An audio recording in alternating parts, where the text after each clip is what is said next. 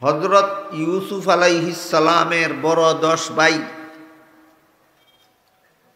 তাদের বাবা ইয়াকুব আলাইহিস সালাম যে ইউসুফ এবং শিশু ইউসুফ এবং বিনিয়ামিনকে বেশি মহব্বত করতেন, স্নেহ মমতা করতেন। এর বিরুদ্ধে আপত্তি উত্থাপন করে একটা যুক্তি পেশ করেছিল। যুক্তি ছিল যে বাবা যদি অভাবগ্রস্ত হন তাহলে 2টা শিশু ছেলে তাদেরকে রুজি রোজগার করে লালন পালন করতে পারবেন। আমরা 10টা জোয়ান ছেলে তাকে রুজি রোজগার করে লালন পালন করতে পারব। বাবা যদি অসুস্থ হন তাহলে 2টা শিশু ছেলে তাকে সেবা যত্ন করতে পারবে না। আমরা যুবক 10টা ছেলে তাকে সেবা যত্ন করতে পারব। কাজেই বাবার জন্য আমাদের মতো 10টা যুবক ছেলের পরিবর্তে 2টা শিশু ছেলেকে বেশি মহব্বত করা, বেশি স্নেহ করা যুক্তিসঙ্গত নয়। এই হলো তাদের যুক্তির ভিত্তিটা। এখান থেকে মুফাসসিরিনে কেরাম তাফসীরের কিতাবে লিখেছেন, আল্লাহর কিতাবের কোনো কথার বিরুদ্ধে যদি কেউ যুক্তি দেয়, ইসলামের বিধানের কোনো বিধানের বিরুদ্ধে যদি যুক্তি দেয়, তাহলে এই যুক্তি দেওয়াটা কুফরি হয়। যুক্তি দেওয়ার কারণে তার ঈমান থাকে না, সে কাফির হয়ে যায়। এই ব্যাপারে গতকাল 2টা উদাহরণ আমি আপনাদের সামনে তুলে ধরেছি। একটা উদাহরণ হলো, কোরআনে আল্লাহ বলেছেন মৃত পিতামাতার ত্যায্য সম্পদে ছেলে পাবে 2 অংশ, মেয়ে পাবে 1 অংশ। আল্লাহর কিতাবের ঘোষণা। এর বিরুদ্ধে যারা সমান অধিকারের নামে যুক্তি দেয়, যারা বলে ছেলেকে যে পরিমাণ অংশ দেওয়া হবে মেয়েকেও সে পরিমাণ দিতে হবে, বলুন যুক্তি কিসের বিরুদ্ধে যায়? কোরআনের বিরুদ্ধে যায়। যুক্তি কিসের বিরুদ্ধে যায়? কোরআনের বিরুদ্ধে যায়। অত্যন্ত দুঃখজনক ব্যাপার হলো, আমাদের বর্তমান সমাজের অনেক মুসলমান এমন আছেন যারা কোরআনের বিভিন্ন কথার বিরুদ্ধে যুক্তি দিয়া থাকেন। কোরআনের কথার বিরুদ্ধে যুক্তি দিলে যে আর মুমিন থাকে না, মুসলমান থাকে না। কোরআনের বিরুদ্ধে, আল্লাহর বিধানের বিরুদ্ধে, ইসলামের বিধিবিধানের বিরুদ্ধে যুক্তি দিলে যে ঈমান থাকে না, এই কথাটাও জানে না। আল্লাহর বিরুদ্ধে যুক্তি দিতে থাকে, কোরআনের বিরুদ্ধে যুক্তি দিতে থাকে, ইসলামের বিধানের বিরুদ্ধে যুক্তি দিতে থাকে, আবার নিজেকে নিজে মুসলমানও গণ্য করতে থাকে। এটা একমাত্র এদের ভ্রান্তি ছাড়া আর কিছু নয়। এটা ভুল চিন্তাধারা। ইসলামের বিধানের বিরুদ্ধে যুক্তি দিলে আর সে মুমিন থাকে না, কোরআনের বিরুদ্ধে যুক্তি দিলে আর মুমিন থাকে না, আল্লাহর কথার বিরুদ্ধে যুক্তি দিলে আর মুমিন থাকে না। গতকাল আমি পরিষ্কার করে বলে দিয়েছি, ইসলামের কোনো বিধান অযৌক্তিক নাই। ইসলামের সমস্ত বিধান যুক্তিসম্মত, কিন্তু আল্লাহর বিধানের যুক্তি বুঝার মতো যোগ্যতা সব মানুষের মাথায় থাকে না। কাজেই আমরা ইসলামের কোনো বিধানের যুক্তি যখন বুঝে আসবে না, আমাদের কোরআনের কোনো কথার যুক্তি যখন আমাদের বুঝে আসবে না, তখন আমরা ধরে নিব যে আমার যোগ্যতাটাই শুদ্ধ, কোরআনটাই ভুল। না, কোরআনই শুদ্ধ, আমার বুঝার যোগ্যতাটা ভুল। এই মহামূল্যবান কথা সারা জীবনভর সমস্ত মুমিন মুসলমানের স্মরণ রাখতে হবে। যখন ওই দেখা যাবে যে আমার যুক্তি মতো কোরআনের কথাটা যুক্তিসম্মত হয় না, আমার বিবেক মতো ইসলামের বিধানটা যুক্তিসম্মত হয় না, তখন যেন আমরা এই কথা মনে না করি যে আমার বিবেকটাই শুদ্ধ আর ইসলামের বিধানটাই ভুল। এই রকম মনে করার সাথে সাথে ঈমান থাকবে না, এমন মনে করার সাথে সাথে মুসলমান থাকা যাবে না। এমন মুহূর্তে আমরা মনে করে নিতে হবে যে আমার বুঝের মধ্যে ত্রুটি হইতে পারে, কোরআনে ত্রুটি নাই। আমার জ্ঞানের কমতি হইতে পারে, আল্লাহর জ্ঞানে কমতি নাই। কাজে আল্লাহ যা বলেছেন সেটাই ঠিক, আমি বুঝি আর না বুঝি আল্লাহর বিধান মেনে নিলাম। এইভাবে মেনে নিতে পারলে মুমিনের ঈমান ঠিক থাকে, যুক্তিকে প্রাধান্য দিলে মুমিনের ঈমান ঠিক থাকে না। এবার প্রশ্ন জাগে, ইউসুফ আলাইহিস সালামের বড় 10 ভাই, ইয়াকুব আলাইহিস সালামের একটা কাজের বিরুদ্ধে যুক্তি প্রদান করেছে। এই যুক্তি প্রদান করার কারণে তারা কাফির হয়ে গেলেন কিনা একটা প্রশ্ন। মুফাসসিরিন কেরাম তাফসীরের কিতাবে লিখেছেন, ইয়াকুব আলাইহিস সালামের যে কাজের বিরুদ্ধে তারা যুক্তি দিল, এই যুক্তির দ্বারা তারা গুনাহগার হইল কিন্তু কাফির হইল না। এবার আমরা বোঝার চেষ্টা করব এটা কিভাবে। ইয়াকুব আলাইহিস সালাম যে শিশু 2 ছেলেকে বেশি মহব্বত করতেন, এর বিরুদ্ধে তারা একটা যুক্তি দিল। এই যুক্তি আল্লাহর কিতাবের, সরাসরি আল্লাহর কিতাবের বিরুদ্ধে নয়।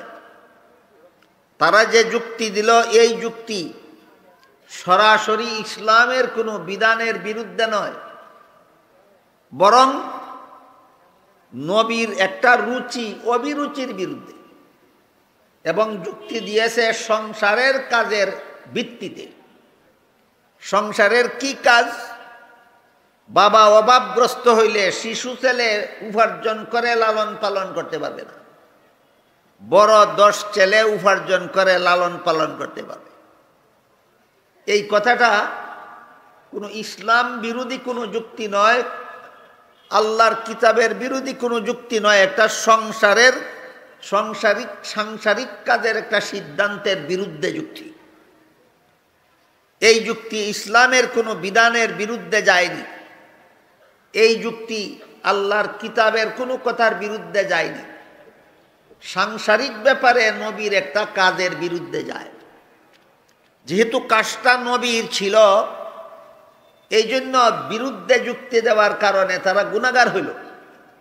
কিন্তু যুক্তিটা যেহেতু সাংসারিক কাজের ভিত্তিতে, ধর্মীয় ব্যাপারে নয়, এই জন্য এই যুক্তির কারণে তারা কাফির হয়নি। তারা এই যুক্তি দেওয়াটা তাদের কুফরি ছিল।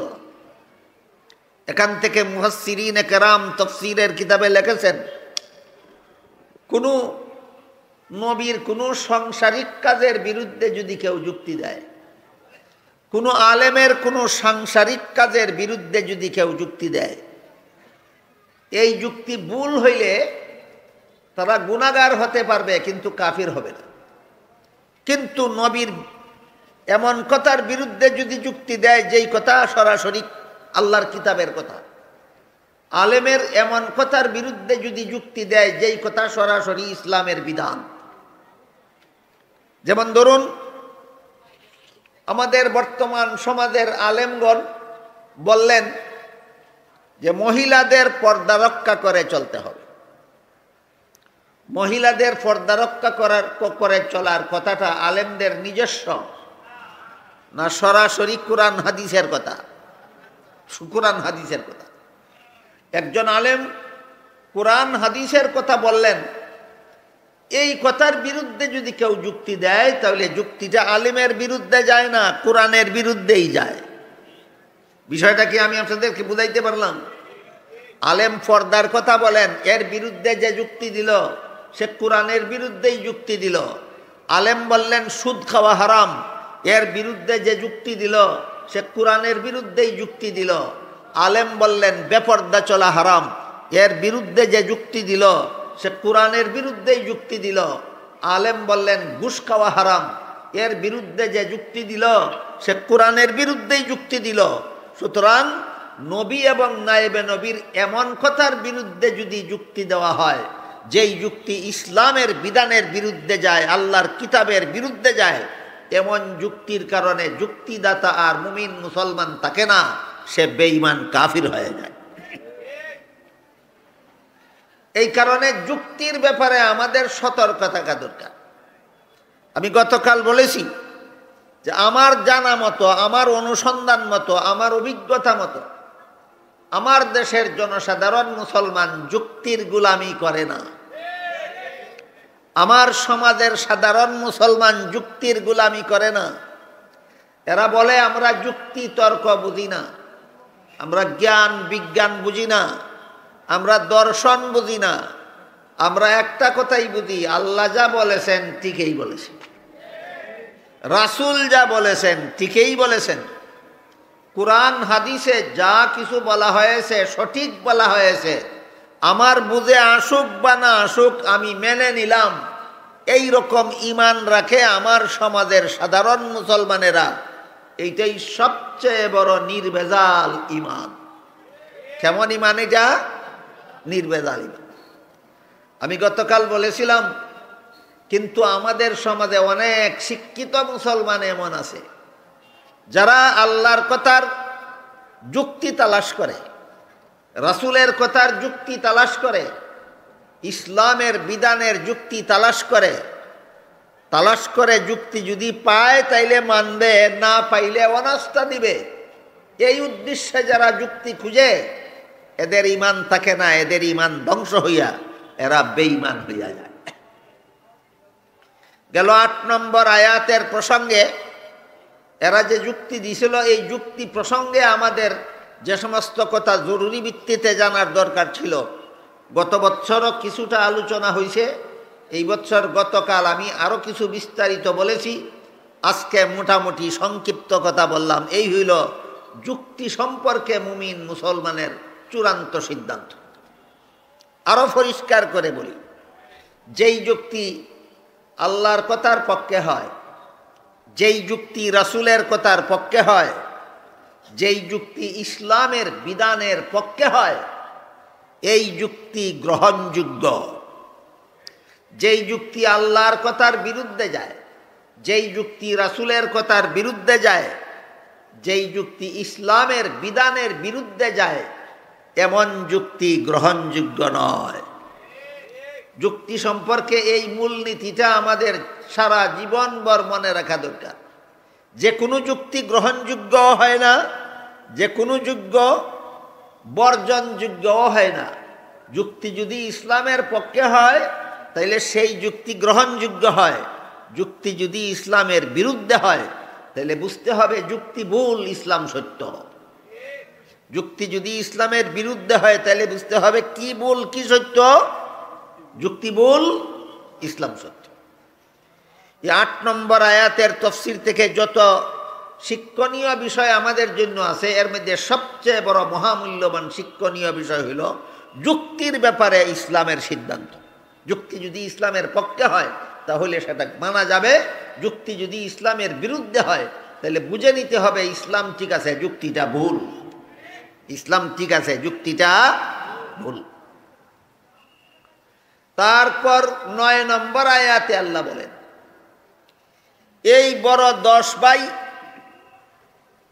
বাবার শিশু 2 ছেলেকে অতিরিক্ত স্নেহ মমতা করার বিরুদ্ধে যুক্তি দিয়া বাবার স্নেহ মমতা 2 শিশু ভাইয়ের থেকে নিজেদের দিকে ফিরাইয়া নেওয়ার জন্য এরা সলা পরামর্শ করতে লাগলো, নানা রকমের জল্পনা কল্পনা করতে লাগলো। এক পর্যায়ে তারা পরামর্শে বসল যে বাবা 2টা শিশু ছেলেকে আমাদের চেয়ে বেশি মহব্বত করেন, এটা যুক্তিসম্মত নয়। বাবার জন্য যুক্তিসম্মত ছিল শিশু ছেলের থেকে জোয়ান ছেলেকে বেশি মহব্বত করা। কাজেই এবার বাবার মহব্বতের দৃষ্টি 2 শিশু ছেলের থেকে আমাদের দিকে কিভাবে ফিরাইয়া নেওয়া যায় এই ব্যাপারে তারা পরামর্শ করতে বসল। এই পরামর্শ সবার মধ্যে কতজন? তারা 10 জন। এই 10 জনের পরামর্শ সবার মধ্যে প্রস্তাব আসলো।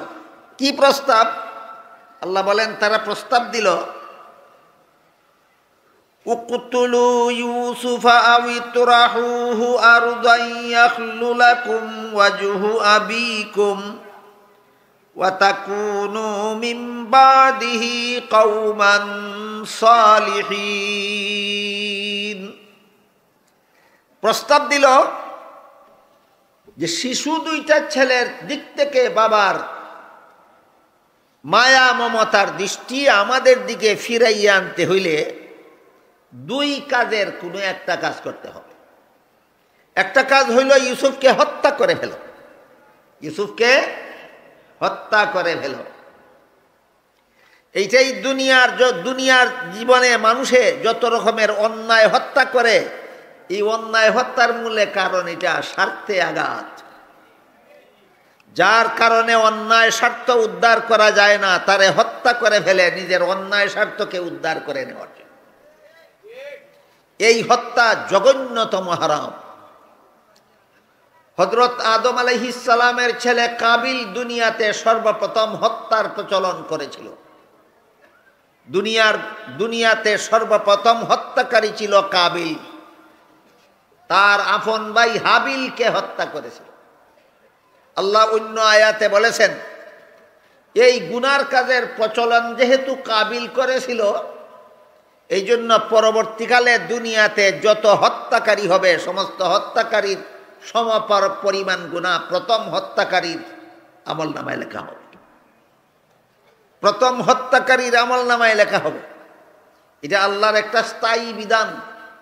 কেউ যদি কোনো নেক কাজের ব্যবস্থা করে দেয়, সেই ব্যবস্থা মতো এই নেক কাজটা যত লোকে করবে সকলে পাবে যে পরিমাণ সওয়াব। যে ব্যবস্থা করে দিল একা তার নামে লেখা হবে সেই পরিমাণ সওয়াব। অনুরূপভাবে কেউ যদি কোনো গুনার কাজের ব্যবস্থা করে দেয়, আর এই ব্যবস্থা মতো পরবর্তীতে যত মানুষ এই গুনার কাজটা করবে সকলে মিলে পাবে যে পরিমাণ গুনাহ প্রথমে যে ব্যবস্থা করে দিল তার আমলনামা, একা তার আমলনামায় লেখা হবে সেই পরিমাণ গুনাহ। আল্লাহ পাক রব্বুল আলামিন পবিত্র কোরআনে অন্যায় হত্যার বিচার উল্লেখ করে দিয়েছেন। অন্যায় হত্যাকারীকে হত্যা করা ছাড়া আর কোনো বিচার নাই। যে অন্যায়ভাবে কাউকে খুন করে তার একমাত্র বিচার তাকে পাল্টা খুন করা। খুনের বিচার খুন, হত্যার বিচার হত্যা। আপনারা কথা বুঝতে পারতেছেন? অন্যায়ভাবে যারা কাউকে হত্যা করে তার একমাত্র বিচার তাকে হত্যা করে। কিন্তু আমাদের বর্তমান দুনিয়াতে কিসের অমুসলিম দেশ আর কিসের মুসলিম দেশ, হত্যাকারীকে হত্যা করা হয় না। হয়তো মাফ করে দেওয়া হয়, আর না হয় জেল জরিমানা করা হয়। হত্যাকারীকে হত্যা করা হয় না। এই রকম অবিচার যদি কোনো সমাজে চালু হয়, আল্লাহ পাক রব্বুল আলামিন সেই সমাজের পরিণতি কি হবে তা অন্য আয়াতে বলে দিয়েছেন, ওয়ালাকুম ফিল কিসাস হায়াতুন ইয়া উলিল আলবাব। হত্যাকারীকে হত্যা করার মধ্যে রয়েছে মানুষের প্রাণের নিরাপত্তা। যেই সমাজে হত্যাকারীকে প্রাণদণ্ড দেওয়া হবে না, ওই সমাজের মানুষের প্রাণের নিরাপত্তা হবে না। কারণ একটা খুন কইরা যদি খালাস পাইয়া যায়, তাহলে আরো 10টা খুন করার সাহস পায়। একটা খুন কইরা খালাস পাইয়া গেলে আরো 10টা খুন করার সাহস পায়। আর একটা খুনিরে যদি হত্যা না কইরা ছেড়ে দেওয়া হয়, তাহলে এই সমাজে আরো 10টা খুনি তৈরি হয়। তাইলে মানুষের প্রাণের নিরাপত্তা হত্যাকারীকে ছেড়ে দেওয়ার মধ্যে না হত্যাকারীকে হত্যা করার মধ্যে? হত্যাকারীকে হত্যা করার মধ্যে রয়েছে মানুষের প্রাণের নিরাপত্তা।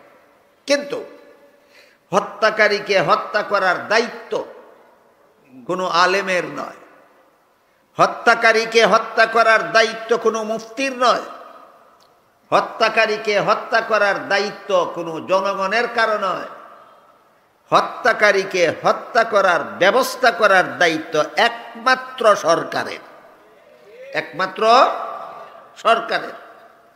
কোন দেশের সরকার যদি হত্যাকারীকে আদালতের মাধ্যমে হত্যা করার ব্যবস্থা না করে, হত্যাকারীকে মাফ করে দেয়, হত্যাকারীকে হত্যা ছাড়া আর কোনো লঘু শাস্তির ব্যবস্থা করে, তাইলে এই সরকার দেশের খুন খারাপি কোনোদিন বন্ধ করতে পারবে না। যে সরকারে হত্যাকারীকে হত্যা করার মতো বিচারের ব্যবস্থা করবে না, এই সরকারের দেশে খুন খারাপি অনবরত চলতেই থাকবে। এই খুন কেউ কোনোদিন বন্ধ করতে পারবে না। বলেন, হত্যাকারীর দোষে না সরকারের দোষে? সরকারের দোষে। সরকার কেন হত্যাকারীকে প্রাণদণ্ড দেওয়ার ব্যবস্থা করলো না? এই কারণে সমাজে অনবরত নরহত্যা চলতেই থাকবে। এই নরহত্যা কেউ, দেশের খুন খারাপি কেউ বন্ধ করতে পারবে না। কার কারণে খুন খারাপি বন্ধ করা যাচ্ছে না? প্রথম হত্যাকারীকে সরকার প্রাণদণ্ড না দেওয়ার কারণে। এই জন্য এই দেশে যত খুন খারাপি হবে, সমস্ত খুনিরা আল্লাহর কাছে যে পরিমাণ শাস্তি পাবে, স্বয়ং সরকারকে একা সেই পরিমাণ শাস্তি আল্লাহর দরবারে ভোগ করতে হবে। এই হলো হত্যা সম্পর্কে সামান্য আলোচনা। বড় 10 ভাই সিদ্ধান্ত নিল, বাবা ইয়াকুবের সুদৃষ্টি 2 শিশু ছেলের থেকে আমাদের দিকে ফিরাইয়া নিতে হইলে 2 কাজের 1 কাজ করতে হবে। প্রথম কাজ হলো ইউসুফকে হত্যা করে ফেলো। ইউসুফরে হত্যা করে ফেললে তো আর ইউসুফকে বাবা পাবেনও না, আর মায়া মমতা করার সুযোগও পাইবেন না। তখন বাধ্য হইয়া আমাদেরকেই মায়া মমতা করবে। একটা প্রস্তাব। 2 নম্বর প্রস্তাব হইল,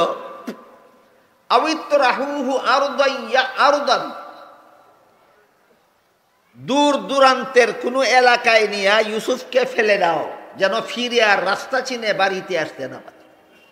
হয়তো হত্যা করে ফেলো, আর না হয় দূর দূরান্তের কোথাও নিয়ে ফেলে দাও।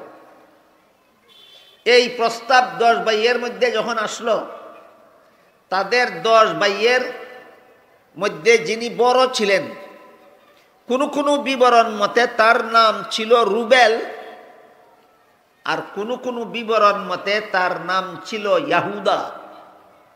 ইউসুফ আলাইহিস সালামের ছেলেদের মধ্যে সবচেয়ে বড় ছেলের নাম রুবেল অথবা ইয়াহুদা। ইয়াহুদা যে নাম ছিল, এইটাই বেশি শক্তিশালী মত বলে মনে হয়। কারণ ইয়াকুব আলাইহিস সালামের এই 10 ছেলের পরবর্তী বংশধরেরা নিজেদেরকে ইহুদি নামে আখ্যায়িত করেছিল, বড় ছেলে ইয়াহুদার নামে। এতে বোঝা যায় 10 ছেলের মধ্যে বড় ছেলের নাম ছিল ইয়াহুদা। বড় ছেলে একদিকে বাকি 9 ভাইয়ের পক্ষে ছিল, আর একদিকে ইউসুফের পক্ষে ছিল। বড় ছেলে ইয়াহুদা বাকি 9 ভাইয়ের পক্ষে ছিল কোন ব্যাপারে? যে আমাদের বাবা ইয়াকুব আলাইহিস সালাম শিশু ইউসুফকে বেশি মহব্বত না করে আমাদেরকে বেশি মহব্বত করা দরকার। এই দাবিতে বড় ভাই ইয়াহুদা 9 জনের পক্ষে। এই দাবিতে বড় ভাই ছোট 9 ভাইয়ের পক্ষে। কিন্তু হত্যা করার যে প্রস্তাব আসলো, ইয়াহুদা এই হত্যার পক্ষে ছিল না। ইয়াহুদা বলল যে হত্যা করে খুনের গুনাহ অর্জন করবে কেন? হত্যা করে খুনের গুনাহ অর্জন করার দরকার নাই। তারে দূর দূরান্তে কোথাও নিয়ে ফেলে দাও, সে অসহায় অবস্থায়, লাওয়ারিস অবস্থায় অটোমেটিকলি কোনো সময় মরে যাবে। তখন তো আমরা খুনি হইলাম না। বুঝে থাকলে বলুন, যদিও ইয়াহুদা বাবার মহব্বত ইউসুফ থেকে ফিরাইয়া নিজের দিকে নেওয়ার পক্ষে ছিল, কিন্তু ইউসুফকে হত্যা করার পক্ষে ছিল না বিপক্ষে ছিল? ইউসুফকে হত্যা করার বিপক্ষে ছিল। কাজেই হত্যার প্রস্তাবে অনাস্থা দিয়া, যে মিটিংয়ে বইয়া আলোচনা চলতেছিল 10 ভাইয়ের মধ্যে, এই মিটিংয়ে হত্যার প্রস্তাবে অনাস্থা দিয়া বড় ভাই ইয়াহুদা প্রস্তাব করলো যে হত্যা নয়, তাকে দূর দূরান্তের কোথাও নিয়ে ফেলে দাও যেন আর কোনোদিন ফিরে আসতে না পারে। এতে আমাদের উদ্দেশ্য সফল হবে এবং খুনের গুনাহও অর্জন করতে হবে না।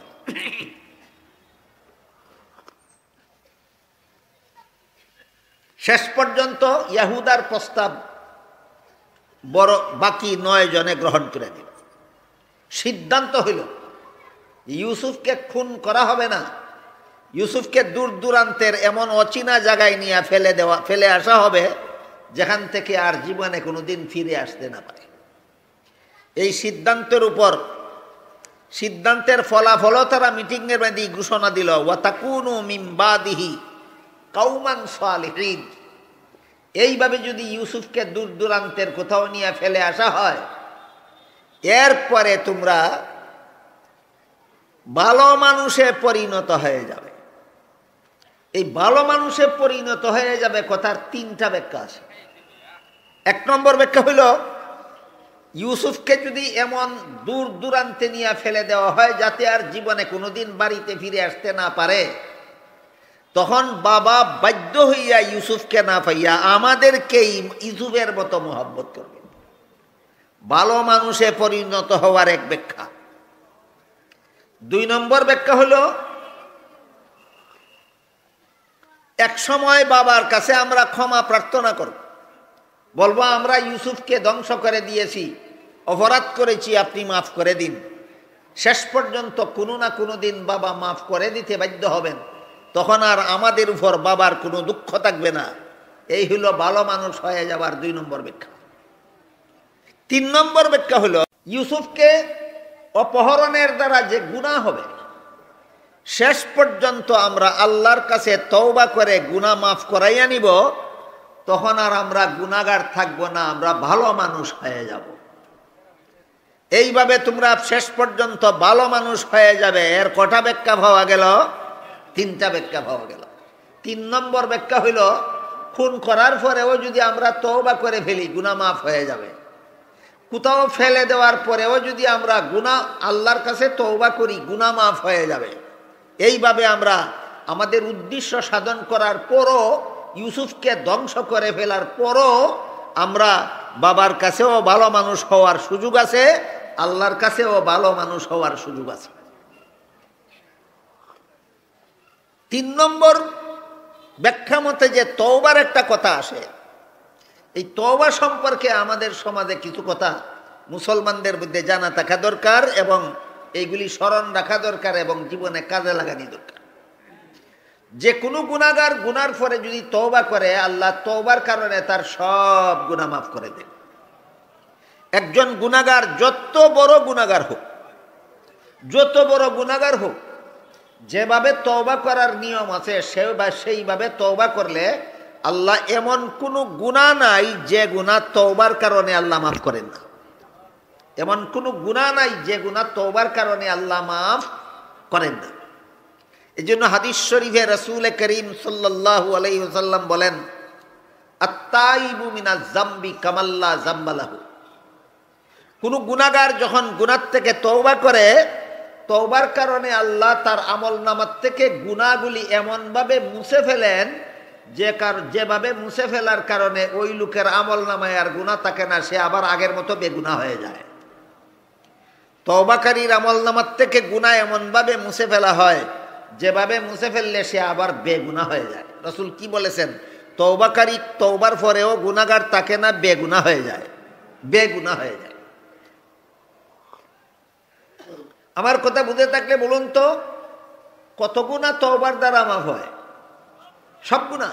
হ্যাঁ, এটা মনে রাখার মতো কথা, সব গুনাহ তওবার দ্বারা মাফ হয়, সব গুনাহ তওবার দ্বারা মাফ হয়। কিন্তু আমাদের সমাজের মুসলমানদের মধ্যে তওবার দ্বারা গুনাহ মাফ হয় এই কথাটা জানাজানি আছে, কিন্তু তওবা কারে কয় এটা জানাজানি নাই। বেশিরভাগ মুসলমানে জানে না তওবা কারে কয়। বেশিরভাগ মুসলমানে মনে করে আমি তওবা করলাম কইলেই তওবা করা হয়। না, তওবা করলাম কইলে তওবা করা হয় না। আপনাদের জানা মতে উযুতে কত ফরজ? 4 ফরজ। মুখ দোয়া, হাত দোয়া, মাথা মশে করা, ভাউ দোয়া।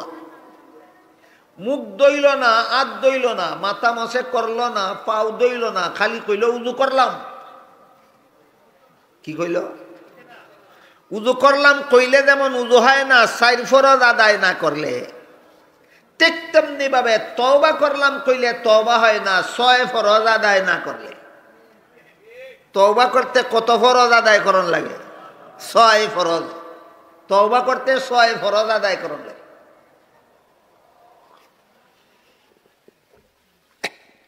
এই 6 ফরজ আমাদের সকলের জানা থাকা দরকার। তওবা করলে তো জীবনের সব গুনাহ মাফ হয়, কিন্তু তওবা করলাম কইলে তওবা হয় না 6 ফরজ আদায় করিয়া। 6 ফরজ আদায় যে 6 কাজের দ্বারা তওবা হয়, এই 6 কাজের প্রথম কাজ হইল গুনার কারণে আল্লাহর কাছে লজ্জিত হওয়া, গুনার কারণে আল্লাহর কাছে অনুতপ্ত হওয়া, আল্লাহর কাছে অনুসূচিত হওয়া। হায় রে আফসোস, আমি করলাম কি, এমন কাজ করলাম যে কাজের কারণে আমি জাহান্নামের শাস্তির যোগ্য হইলাম। এই মর্মে অনুতপ্ত হওয়া, আফসোস করা তওবা করার প্রথম কাজ। তওবা করার প্রথম কাজ নিজের গুনার জন্য নিজে লজ্জিত হওয়া, অনুতপ্ত হওয়া, অনুসূচিত হওয়া। 2 নম্বর কাজ, যে গুনাহ অতীতে করা হয়েছিল সেই গুনার অভ্যাসটা ছেড়ে দেওয়া। গুনার অভ্যাস চালু রেখে তওবা হয় না, গুনার অভ্যাস চালু রেখে তওবা হয় না। একজন সুদ খাওয়ার গুনায় অভ্যস্ত, ব্যাংকে তার সুদি অ্যাকাউন্টে টাকা জমা আছে, ব্যাংকত দৈনন্দিন মাসের পর মাস, বছরের পর বছর তার অ্যাকাউন্টও সুদ জমা হইতেছে। এই সুদের টাকা উঠাইয়া খাইতেছে, খরচ করতেছে। তফসির আয়েশা যখন জানতে পারল সুদ খাওয়া হারাম, সুদের মুনাফা খাওয়া হারাম, তওবা করলে আল্লাহ সব গুনাহ মাফ করে, তফসির সম্মেলন একজন বুজুর্গ আলিমের সাথে হাত মিলাইয়া আল্লাহ সুদের কারবার যে করছিলাম তওবা করলাম কইয়া দোয়া কইরা গেল, কিন্তু ব্যাংক সুদি অ্যাকাউন্ট খোলা, ব্যাংক সুদি অ্যাকাউন্ট খোলা। বলেন গুনাহ বন্ধ কইরা তওবা করছে না গুনাহ চালু রাখিয়া? এটার নাম তওবা না, এটার নাম তওবা না। মুখ না ধুইয়া উযু করলাম বলে যেমন বললে যেমন এটার নাম উযু না। হাত না ধুইয়া উযু করলাম বললে যেভাবে এটাকে উযু বলা যাবে না।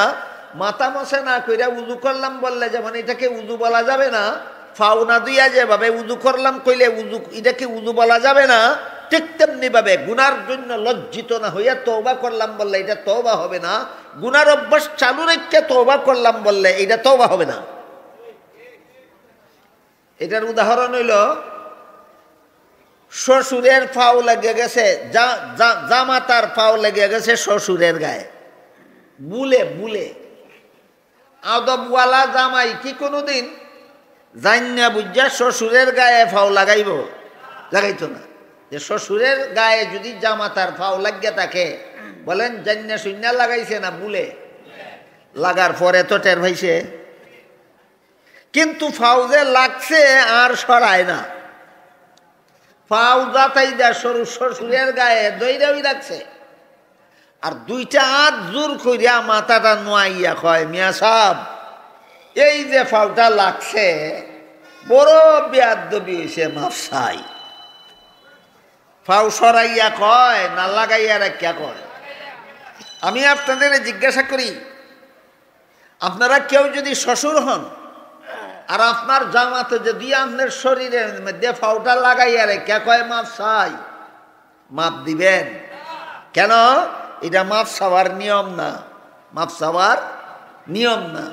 তুমি শ্বশুর হইয়া বুঝো মাফ চাওয়ার নিয়ম কোনটা আর নিয়ম না কোনটা।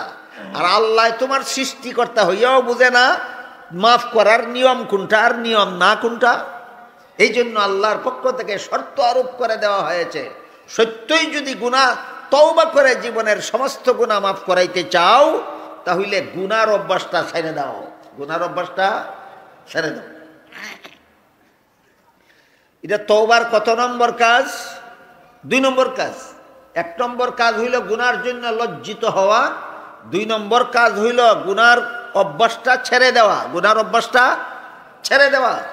দুঃখের বিষয় আমাদের সমাজের যত মুসলমান তওবা করে, বেফরদার গুনার কারণে তওবা করে, বেফরদা চালু রাখিয়া, সুদের গুনার থেকে তওবা করে, সুদের কারবার চালু রাখিয়া, ঘুষের গুনার থেকে তওবা করে, ঘুষের কারবার চালু রাখিয়া, এইগুলি তওবা নয়, এগুলি তওবা নয়। এইগুলির দ্বারা কোনো গুনাহ মাফ হয় না। 3 নম্বর কাজ হইল তওবার জন্য ভবিষ্যতে আর কোনোদিন গুনাহ করব না বলে আল্লাহর সাথে পাক্কা ওয়াদা করা। ভবিষ্যতে আর কোনোদিন গুনাহ করব না। কার সাথে ওয়াদা করা? আল্লাহর সাথে। কেমন ওয়াদা? যদি মনে মনে এই কথা ভাবে যে আজকে তওবা কইরা অতীতের গুনাহ মাফ করাই, আর আগামীকাল থেকে যত সুদ খাইব, আগামীকাল থেকে যত ঘুষ খাইব, আগামীকাল থেকে যত মদ খাইব, আগামীকাল থেকে যত গাঞ্জা খাইব, আগামীকাল থেকে যত বেফরদা, আমার বাড়ির মহিলাদেরকে যত বেফরদা চলতে দিব, আগামী বছরের তফসিরও আইয়া মাফ করাইয়া দেব।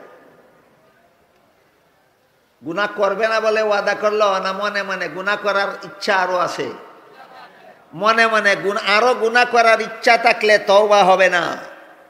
এজন্য তওবার 3 নম্বর কাজ হইল আল্লাহর সাথে তুমি একা একা পাক্কা ওয়াদা করো, আল্লাহ জীবনে আর কোনোদিন গুনাহ করব না। এই মর্মে একটা ঘটনা আছে হাদিসে, হযরত মুসা আলাইহিস সালামের জমানার ঘটনা।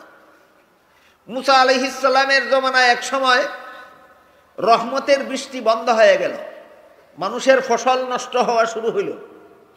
এমত অবস্থায় উম্মতেরা নবীর কাছে এসে বলল, আল্লাহর কাছে দোয়া করে দিন, আল্লাহ যেন রহমতের বৃষ্টি দিয়ে আমাদের ফসল রক্ষা করে। নবী উম্মতকে বললেন, অনেক সময় মানুষের গুনার কারণে আল্লাহ রহমতের বৃষ্টি বন্ধ করে ফসল নষ্ট করে দেন, যেন মানুষ সতর্ক হইয়া গুনার থেকে তওবা করতে পারে।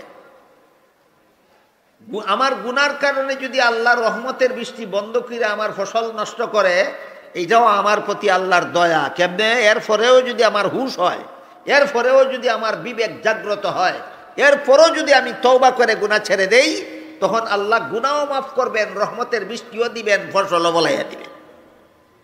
কাজেই মানুষের গুনার কারণে যে আল্লাহ রহমতের বৃষ্টি বন্ধ করে দেন, এই বন্ধ করে দেওয়াটাও আল্লাহর মেহেরবানি। এতেও যদি তুমি সতর্ক হইয়া যাও, গুনাহও মাফ হয়ে যাবে, রহমতের বৃষ্টিও পাবে। মুসা আলাইহিস সালাম উম্মতকে বললেন, বন্দার গুনার কারণে অনেক সময় আল্লাহ রহমতের বৃষ্টি বন্ধ করে দিয়ে ফসল নষ্ট করে দেন। তোমরা আসো, আমার কাছে বসো, প্রত্যেকে যার যার গুনার জন্য আল্লাহর কাছে ওয়াদা করো, আর জীবনে কোনোদিন গুনাহ করবে না, আমি আল্লাহর কাছে দোয়া করে দেব। উম্মত নবীর কাছে আসলো, নবী উম্মতকে সাথে নিয়ে আল্লাহর কাছে হাত উঠাইলেন, আল্লাহ, এই আমাদের গুনার কারণে রহমতের বৃষ্টি বন্ধ হয়েছে, আমরা সকলেই তোমার সাথে ওয়াদা করতেছি আর জীবনে কোনোদিন গুনাহ করব না। এখান থেকে আবার কেউ মনে মনে ভাববেন না যে নবী নিজের গুনার জন্য আল্লাহর কাছে তওবা করলেন। আহলে সুন্নাত ওয়াল জামাতের মুসলমানদের আকীদা হলো সমস্ত নবীগণ বেগুনাহ, সমস্ত নবীগণ বেগুনাহ। নবী জীবনে কোনোদিন গুনাহ করেন না। মুসা নবী যে উম্মতের সাথে নিয়ে আল্লাহর কাছে হাত উঠাইয়া গুনাহ মাফ চাইলেন, নিজের গুনাহ না উম্মতের গুনাহ, হ্যাঁ নিজের গুনাহ না উম্মতের গুনাহ মাফ চাইলেন। এরকম দুরূদ শরীফের ব্যাখ্যায় উল্লেখ আছে, ফিরিস্তারা দুরূদ শরীফ পড়ে, এই কথার অর্থ হইল ফিরিস্তারা নবীর জন্য গুনাহ মাফের দোয়া করে। ফিরিস্তারা আমাদের নবীর নামে দুরূদ শরীফ পড়ে, এই কথার ব্যাখ্যা হইল ফিরিস্তারা আমাদের নবীর জন্য গুনাহ মাফের দোয়া করে। প্রশ্ন জাগে, নবীর তো কোনো গুনাহ নাই, তে নবীর জন্য গুনাহ মাফের কি দোয়া? প্রশ্নের জবাবে মুফাসসিরিনে কেরাম লিখেছেন, নবীর গুনাহ না, ফিরিস্তারা আমাদের নবীর প্রতি দুরূদ শরীফ পড়ে, কথার ব্যাখ্যা হইল ফিরিস্তারা আমাদের নবীর উসিলা দিয়া এই নবীর উম্মতের গুনাহ মাফের দোয়া করে। ফিরিস্তারা নবীর উপরে দুরূদ পড়ে, কথার এইটা হইল ব্যাখ্যা। দুরূদ পড়া সম্পর্কে অনেক জরুরি কথা আছে, আমাদের সমাজে আলোচনা হয় না, এই জন্য অনেক মুসলমানে জানে না। দুরূদ সম্পর্কে ভুল বুঝাবুঝি যথেষ্ট আছে, দুরূদ সম্পর্কে ভুল অপপ্রচার সমাজে যথেষ্ট আছে। যদি কোনোদিন আমার নামে আলোচ্য বিষয় দেওয়া হয়, সেই দিন আমি দুরূদ সম্পর্কে বিষয়গুলি আপনাদেরকে শোনাবার বুঝাবার চেষ্টা করব। আজকের মতো এতটুকু মনে রাখি যে ফিরিস্তারা আমাদের নবীর প্রতি দুরূদ পড়ে, কথার অর্থ নবীর জন্য গুনাহ মাফের দোয়া করে। নবীর গুনাহ মাফের না নবীর উসিল্লা দিয়া উম্মতের গুনাহ মাফের? কেন? নবীর তো কোনো গুনাহ নাই, নবীর কোনো গুনাহ নাই। তো মুসা আলাইহিস সালাম যে আল্লাহর কাছে বললেন আমাদের গুনার কারণে রহমতের বৃষ্টি বন্ধ হয়ে গেছে, আমরা তওবা করতেছি, আর কোনোদিন গুনাহ করব না, মেহেরবানি করে আমাদের গুনাহ মাফ করে দিন, রহমতের বৃষ্টি দিয়ে আমাদের ফসল রক্ষা করুন। এটা কি মুসা নবীর নিজের গুনার দোয়া করলেন না উম্মতের গুনাহ? উম্মতের গুনাহ। নবী এখনো দোয়ার মধ্যেই আছেন। এমত অবস্থায় আল্লাহ পাক রব্বুল আলামিন নবীর কাছে ওহী পাঠাইলেন, মুসা নবী আপনার সাথে হাত মিলাইয়া যারা আমিন আমিন আমিন বলতেছে, এদের মধ্যে একটা মানুষ এখনো এমন আছে যে ভবিষ্যতে আরো গুনাহ করার ইচ্ছা আছে তার। কি বলছিলাম? তওবার 6 কাজের মধ্যে 3 নম্বর কাজ কোনটা? আল্লাহর সাথে পাক্কা ওয়াদা করা যে ভবিষ্যতে আর কোনোদিন গুনাহ করব না। যে তওবার কত নম্বর কাজ? 3 নম্বর কাজ।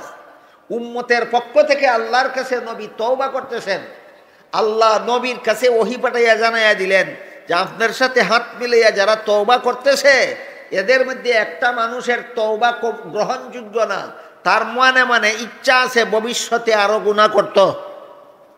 বলেন ওইছেনি তওবা?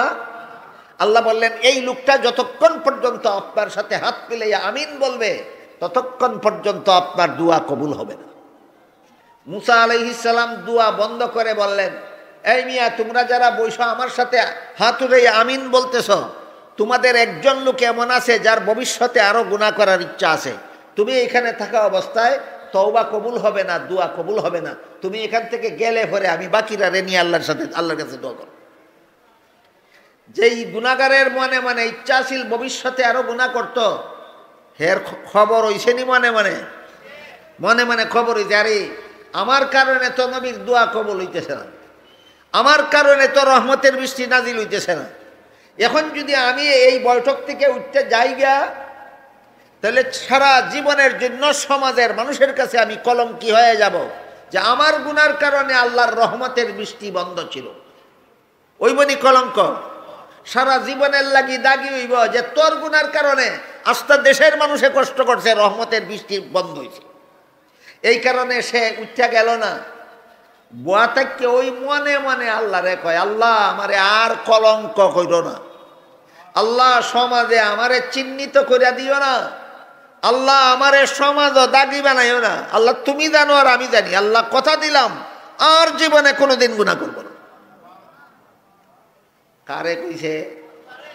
তার মধ্যে আর আল্লাহর মধ্যে ব্যাপার। আর তো কেউ শুনছেও না, জানেও না, স্বয়ং নবীরেও শুনাইছে না, নবীও জানেন না হে যে আল্লাহর সাথে একা একা চুক্তি করে আলাইতেছে। যেই আল্লাহর কাছে কইল, আল্লাহ তুমি জানো আর আমি জানি, আমি তোমার সাথে কথা দিলাম জীবনে আর কোনোদিন গুনাহ করব না, আল্লাহর সাথে সাথে রহমতের বৃষ্টি বর্ষণ শুরু করে দিয়ে। মুসা নবী আল্লাহরে জিজ্ঞেস করলেন, আল্লাহ আপনি আমারে কইলেন কি আর করলেন কি? আপনি কইলেন একজন গুনাহগার আছে এখানে যে ভবিষ্যতে আরো গুনাহ করার ইচ্ছা রাখে, তার কারণে দোয়াও কবুল হবে না, রহমতের বৃষ্টিও হবে না। কেউ তো এখান থেকে উঠে গেল না, তাহলে কেমনে বৃষ্টি হইল, কেমনে দোয়া কবুল হইল? আল্লাহ বলেন, ও মুসা নবী, যেই ফাফিস্টের কারণে রহমতের বৃষ্টি আমার বন্ধ ছিল, হের কারণে বৃষ্টি তাড়াতাড়ি দিলাম। যার কারণে বৃষ্টি বন্ধ ছিল তার কারণে বৃষ্টি তাড়াতাড়ি দিলাম। বলে কিতা করছে? বলে আমার সাথে চুক্তি করছে আর কোনোদিন গুনাহ করতো না। এটা তুমি জানো না, যে আমি আল্লাহ জানি। বুঝা থাকলে এবার বলেন তওবার 3 নম্বর কাজটা কি?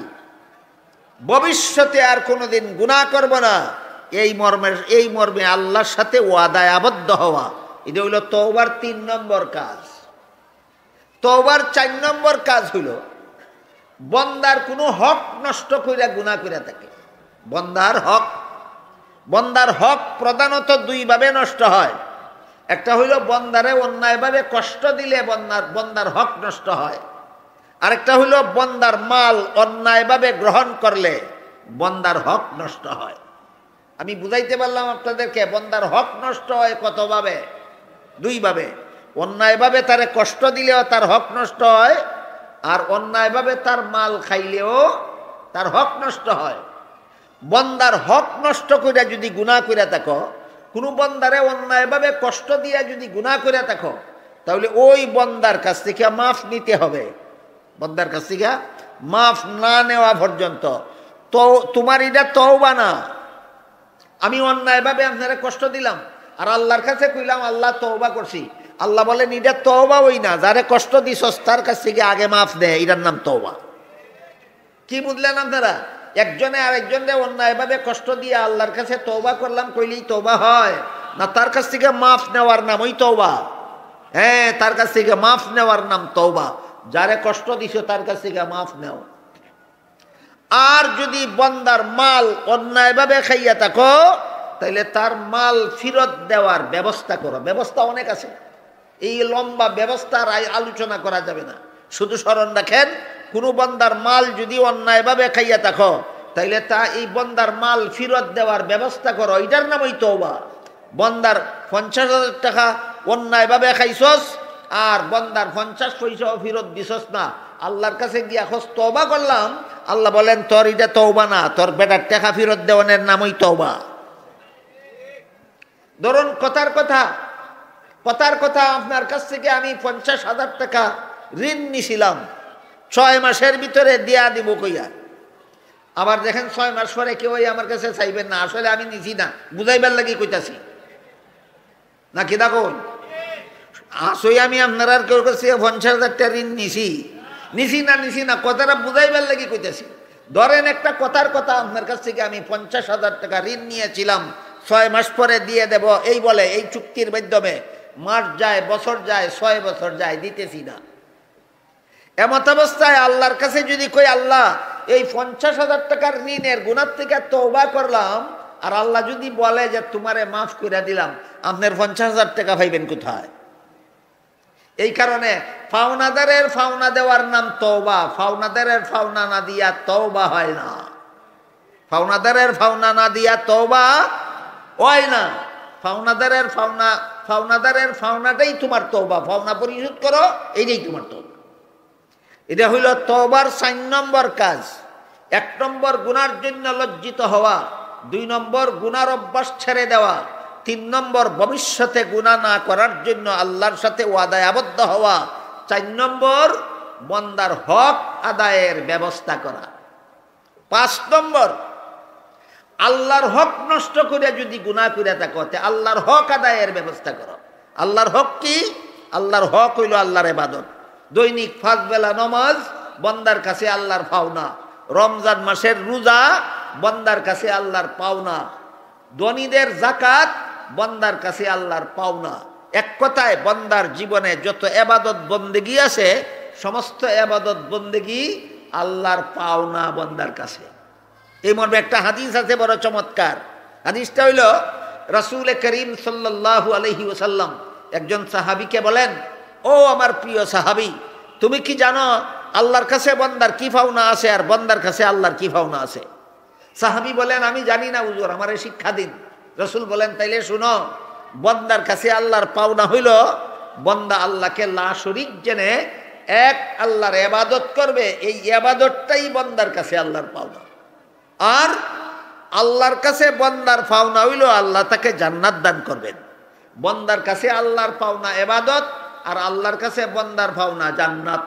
এই দুইটা কথা অন্তত আমরা জীবনভর মনে রাখি। বন্দার কাছে আল্লাহর পাওনা ইবাদত আর আল্লাহর কাছে বন্দার পাওনা জান্নাত। এরপরে রাসূল বলেন, যেই বন্দা আল্লাহর পাওনা দিয়া দিব, আল্লাহও সেই বন্দার পাওনা দিয়া দিব। কি বুঝলেন? যেই বন্দা ঠিক মতে আল্লাহর ইবাদত করব, আল্লাহ পাক রব্বুল আলামিন সেই বন্দাকে জান্নাত দান করে দেবে। কাজেই 5 বেলার নামাজ আমার কাছে আল্লাহর পাওনা, রমজান মাসের রোজা আমার কাছে আল্লাহর পাওনা, আমি ধনী হয়ে থাকলে বাৎসরিক যাকাত আমার কাছে আল্লাহর পাওনা। আমি যদি গত 1 বছর নামাজ না ফিরে থাকি তাহলে আল্লাহর পাওনা দিছি না। আমি যদি গত রমজান রোজা না রেখে থাকি তাহলে আল্লাহর পাওনা দিছি না। আমি যদি গত বছর যাকাত না দিয়া থাকি তাহলে আল্লাহর পাওনা দিছি না। না দিয়া আল্লাহর কাছে দোয়া করতেছি, আল্লাহ গত বছর যে নামাজ পড়ছি না, এই গুনাহ থেকে তওবা করলাম, আমারে মাফ করে দাও। গত রমজান যে রোজা রাখছি না, এই গুনাহ থেকে তওবা করলাম, আমারে মাফ করে দাও। আল্লাহ বলেন এইটার নাম তওবা না। 1 বছর নামাজ পড়ছস না, আমার ফাওনা দিছস না, আমার 1 বছরের ফাওনা পরিশোধ কর, এটার নামই তওবা। গত রমজান রোজা রাখছস না, আর এখন খোঁজ তওবা করস, আমার ফাওনা দিছস না 1 রমজান, আমার ফাওনা পরিশোধ কর, এটার নামই তওবা। বলেন গত বছর নামাজ পড়ছি না, এখন তওবা করলাম কইলে তওবা হইব না 1 বছরের নামাজ কাজা করলে তওবা হইব? হ্যাঁ, গত রমজান রোজা রাখছি না, তওবা করলাম কইলে তওবা হইতো না, ওই রোজাগুলি কাজা করলে তওবা হইব। এটা হইল তওবার 5 নম্বর কাজ। এটা তওবার কত নম্বর কাজ? 5 নম্বর কাজ। তওবার 1 নম্বর কাজ গুনার জন্য লজ্জিত হওয়া। তওবার 2 নম্বর কাজ গুনার অভ্যাস ছেড়ে দেওয়া। তওবার 3 নম্বর কাজ আর ভবিষ্যতে গুনাহ না করার জন্য আল্লাহর কাছে পাক্কা ওয়াদা করা। তওবার 4 নম্বর কাজ বন্দার হক নষ্ট কইরা গুনাহ কইরা থাকলে বন্দার হক আদায় করা। তওবার 5 নম্বর কাজ আল্লাহর হক না দিয়া তওবা গুনাহ কইরা থাকলে আল্লাহর হক আদায়ের ব্যবস্থা করা। 6 নম্বর কাজ কাকুতি মিনতি করে আল্লাহর কাছে মাপ চাওয়া। বুঝা থাকলে বলেন তো কত কাজে তওবা হয়? কত কত ফরজে উযু হয়? 4 ফরজে উযু হয়, 1 ফরজ বাকি থাকলে উযু হয় না। ঠিক তেমনি ভাবে 6 কাজে তওবা হয়, 1 কাজ বাকি থাকলে তওবা হয় না। তওবা বুঝলে এখন বুঝবেন তওবার দ্বারা কোন কোন গুনাহ মাফ হয়। তওবার দ্বারা জগৎ জীবনের সব গুনাহ মাফ হয়।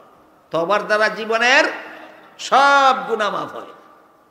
আপনি বান্দারে ঠগাইয়া খাইছেন লক্ষ লক্ষ টাকা, তওবা কেমনে করবেন? না দিয়া বান্দার ভাবনা পরিশোধ করো, বস তোমার গুনাহ মাফ হয়ে যাবে। তুমি নমাজ পড়ছো না বছরের পর বছর, তওবা কেমনে হবে? নমাজগুলি কাজা করলে তওবা হবে। আল্লাহর ফাওনা পরিশোধ করে তওবা করো, বান্দার ফাওনা পরিশোধ করে তওবা করো।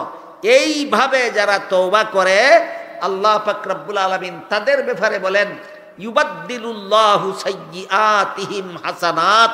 এদের জীবনের সমস্ত গুনাহ মাফ করে দিয়া যে পরিমাণ গুনাহ আমল নামায় ছিল আর ওই পরিমাণ সওয়াব আমি আল্লাহ তার আমল নামায় লেখায় দিই। তওবার দ্বারা আল্লাহ কি পরিমাণ খুশি হন।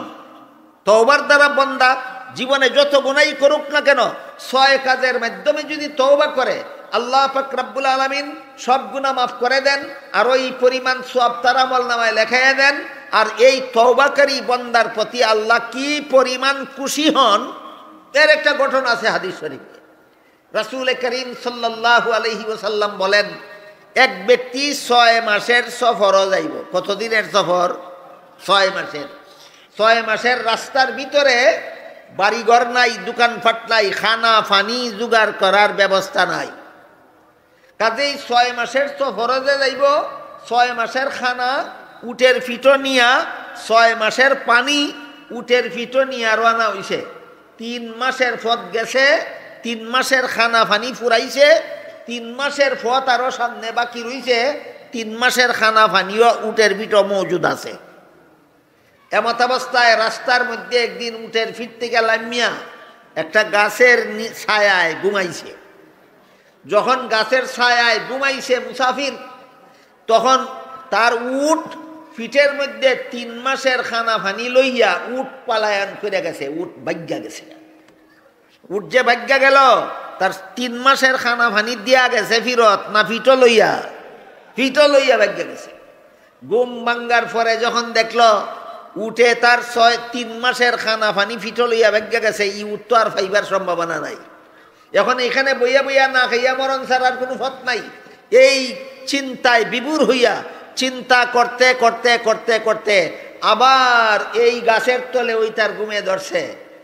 দ্বিতীয়বার যখন ঘুমে ধরছে, ওই ভাগ্যা গেছিল যে উট, ওই উটে 3 মাসের খানা পানি ফিটো লইয়া আবার আইয়া তার কাছে দাঁড়াইয়া রইছে। দ্বিতীয়বার ঘুম ভাঙ্গার পরে দেখে ভাগ্যা যায় পলায়নকারী উট 3 মাসের খানা পানি লইয়া তার ভাসে দাঁড়াইয়া রইছে। ঘটনা বুঝে থাকতে বলেন এই উট ফিরত পাইয়া খুশি হইছে নি? কি পরিমাণ, এটার কোনো পরিমাণ বুঝার উপায় নাই। আল্লাহ রসুল বলেন এই লোকটা তার হারানো উট ফিরত পাইয়া এমন খুশি হইছে, খুশি হইয়া আল্লাহর শুকরিয়া আদায় কইরা কইতো আসিল, আল্লাহ তুমি আমার মনিব, আমি তোমার গুলাম। খুশির সুরে কথা ফেস লাগাইয়া দিছে, দিয়া কয় আল্লাহ আমি তোমার মনিব, তুমি আমার গুলাম। বাউ কইছে না উল্টা কইছে? বুঝা না কুশির ছুটে ভেস লাগাইয়া? আল্লাহ রসুল বলেন এই লোকটা হারানো উঠ পাইয়া যে পরিমাণ খুশি হইছে, বন্দা গুনাহ করার পরে যখন 6 কাজের মাধ্যমে তওবা করে তখন আল্লাহ পাক রব্বুল আলামিন বন্দার প্রতি এর চেয়ে বেশি খুশি হন। তাহলে তওবা গুনাহগার বন্দার মাপ পাওয়ার, আল্লাহর কাছে শাস্তির থেকে রেহাই পাওয়ার একমাত্র ব্যবস্থা হইল তওবা। গুনাহগার বান্দা আল্লাহর কাছে শাস্তি পাওয়ার থেকে রেহাই পাওয়ার, মরণের আযাব থেকে রেহাই পাওয়ার, কবরের আযাব থেকে রেহাই পাওয়ার, হাসরের মাঠের আযাব থেকে রেহাই পাওয়ার, জাহান্নামের শাস্তির থেকে রেহাই পাওয়ার একমাত্র ব্যবস্থা কি? একমাত্র ব্যবস্থা হইল তওবা। এরকম তওবার উদাহরণ দিয়ে হাদিস শরীফে আল্লাহ রসুল আরেকটা ঘটনা করেছে।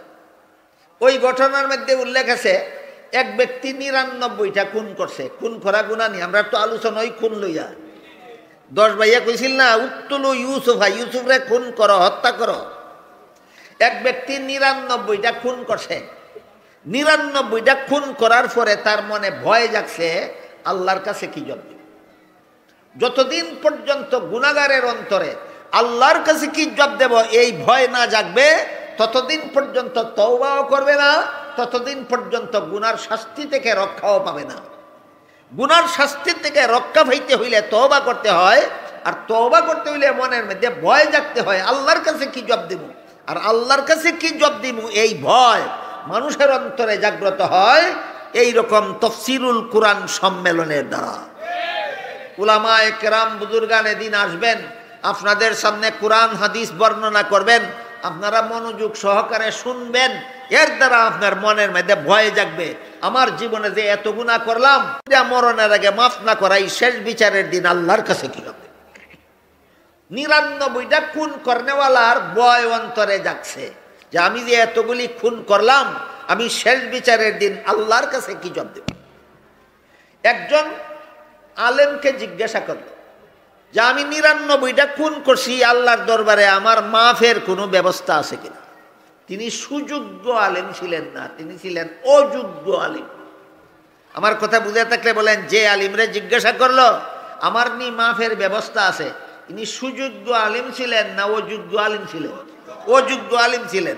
এই জন্য তিনি জবাব দিলেন, তুমি একটা না, দুইটা না, 5টা না, 7টা না, ৯৯টা খুন করছো, সাবারে বেটা মাফের কথা কস, তোর কোনো মাফ নাই, তোর কোনো মাফ নাই। তখন এই খুনিয়ে কয় মাফ যখন নাই ওই তে তোমারেও ছাড়ছি না।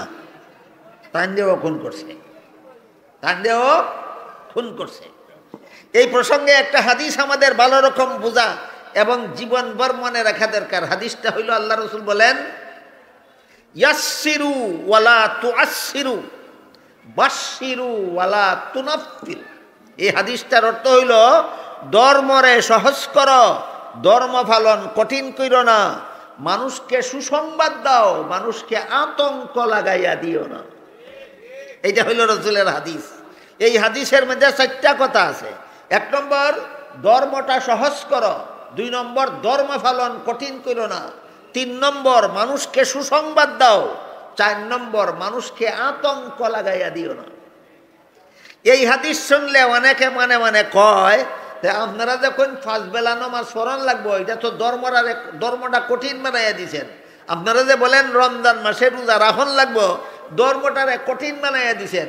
আপনারা যে বলেন ধনী হইলে যাকাত দেওয়া লাগবে, ধর্মটা কঠিন বানাইয়া ফেলছেন। আপনারা যে বলেন সামর্থ্যবান হইলে হজ করা লাগবে, ধর্মটা কঠিন বানাইয়া ফেলছেন।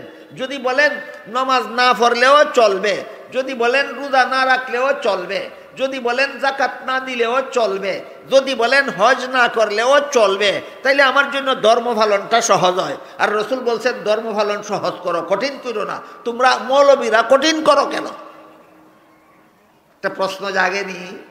মুফাসসিরিনে কেরাম প্রশ্নের জবাব দিছেন। জবাবের সারমর্ম হইল ধর্মের কাজ প্রথমত 2 প্রকার।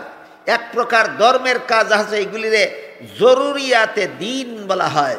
আর 1 প্রকার ধর্মের কাজকে জাওয়াইদাতে দিন বলা হয়। বাংলায় বলা যায় ধর্মের কিছু কাজ আছে বাধ্যতামূলক, আর কিছু কাজ আছে ঐচ্ছিক। বলেন ধর্মের কাজ কত প্রকার? দুই প্রকার। এক প্রকার বাধ্যতামূলক, এক প্রকার ঐচ্ছিক।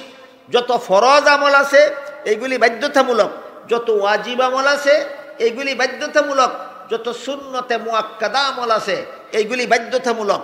তিন রকমের আমল বাধ্যতামূলক। এই ব্যাপারে সহজ করার অধিকার কোনো আলেমের থাকবে দূরের কথা, স্বয়ং নবীরও অধিকার নাই। পাঁচ বেলার ফরজ নামাজ মাফ করে দেওয়ার অধিকার কোনো মৌলবীর থাকবে দূরের কথা, নবীরও নাই।